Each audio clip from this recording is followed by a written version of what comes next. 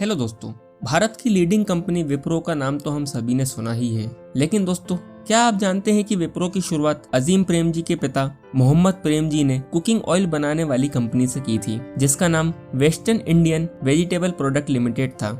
इस कंपनी की शुरुआत देश की आजादी से करीब 1.5 साल पहले 1945 से हुई थी। लेकिन 11 अगस्त 1966 के दिन जब अजीम प्रेमजी के पिता इस दुनिया में नहीं रहे, तब अजीम जी मात्र 21 साल के थे। उस समय वे अमेरिका के कैलिफोर्निया की स्टैनफोर्ड यूनिवर्सिटी से अपनी पढ़ाई कर रहे थे। तब वे अपनी पढ़ाई को छोड़कर अमेरिका से भारत लौट आते हैं और कंपनी के चेयरमैन बन जाते हैं। उस वक्त अजीम जी को बिजनेस के बारे में कोई एक्सपीरियंस नहीं था, लेकिन कंपनी की जिम्मेदारियों के चलते उन्होंने वक्त के साथ खुद को साबित कर दिखाया। अजीम जी ने जब बिजनेस को संभाला था, तब ये कंपनी की वैल्यू करीब 7 करोड़ रुपए थी। अजीम जी ने कंपनी की पॉलिसी और प्रोडक्ट्स पर काम किया और इसमें कई सारे प्रोडक्ट्स लॉन्च किए। लेकिन दोस्तों, सवाल उठता है कि तेल साबुन बेचने वाली कंपनी आईटी फील्ड में कैसे आई। तो दोस्तों, कई सालों तक सफलतापूर्वक कंपनी को चलाने के बाद अजीम जी कुछ नया करना चाहते थे।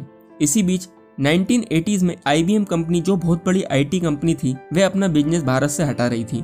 तब अजीम प्रेम जी ने इस अपॉर्चुनिटी को खाली नहीं जाने दिया और विप्रो को एक IT कंपनी बनाया। कंपनी का नाम western Indian vegetable product limited से बदलकर विप्रो रखा। यहाँ से विप्रो कंपनी माइक्रो कंप्यूटर बनाने लगी, जो आज भारत की तीसरी सबसे बड़ी IT कंपनी है। विप्रो माइक्रो कंप्यूटर तो बना ही रही थी, इसके साथ ही वे सॉफ्टवेयर सॉल्यूशन भी प्रोवाइड करने लगी। 1989 आते आते विप्रो ने GE इलेक्ट्रिकल्स के साथ विप्रो GE मेडिकल नाम की कंपनी शुरू करी। सन 1990 तक विप्रो IT सर्विस बिजनेस में अपनी अच्छी खासी पकड़ बना चुका था। इसके बाद विप्रो NYSE में लिस्ट हो गया और BPO में भी प्रवेश किया।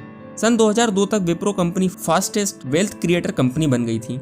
इस सब के पीछे अजीम प्रेम जी ने क्वालिटी और कस्टमर सेटिस्फेक्शन पर फोकस करके 2004 तक $1 बिलियन के रेवेन्यू की कंपनी बना दिया। जब वे 21 साल की उम्र में कंपनी को संभालने जा रहे थे, तब उनकी कम उम्र और अनुभव की कमी को देखते हुए इन्वेस्टर उनके खिलाफ थे। उनकी काबिलियत को लेकर संदेह जताया जा रहा था, लेकिन उन्होंने अपनी कड़ी मेहनत, दृढ़ता और ईमानदारी के चलते सबको अपनी काबिलियत से रूबरू कराया है। अजीम जी अपनी मैनेजमेंट स्किल्स और बिजनेस स्किल्स के लिए जाने जाते हैं। अपने बिजनेस की सफलता के चलते उनका नाम भारत के अमीर व्यक्तियों में गिना जाता है। इनकी नेटवर्क 2021 तक लगभग $7.9 बिलियन रही है। दोस्तों, विप्रो कंपनी के अंदर कंज्यूमर गुड्स, इंफ्रास्ट्रक्चर, इंजीनियरिंग और मेडिकल डिवाइसेस आते हैं। आज अजीम जी के अंदर कुछ ऐसी बातें हैं जो उनको दूसरे बिजनेसमैन से अलग करती है। वह है परोपकार में उनकी दिलचस्पी। उन्हें परोपकार के मामले में देश का सबसे बड़ा दिल वाला कहना गलत नहीं होगा।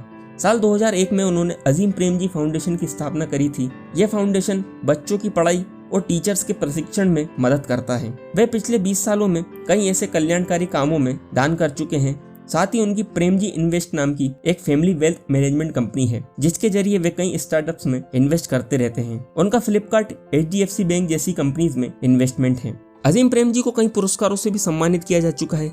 सन 2005 में भारत सरकार ने अजीम प्रेम जी को पद्म भूषण से भी नवाजा है। अपनी कई सारी उपलब्धियों के चलते उनको इंडिया का बिल गेट्स भी कहा जाता है। दोस्तों, भले ही उनका नाम अमीर व्यक्तियों में आता है, लेकिन उनके जीवन जीने का अंदाज काफी सादा है। वे इकोनॉमिक क्लास में हवाई सफर करते हैं और अभी भी सेकंड हैंड ही कार यूज करते हैं। दोस्तों, देखा जाए तो फिलहाल में विप्रो कंपनी के CEO के पद पर थियरी डेल पोर्ट हैं।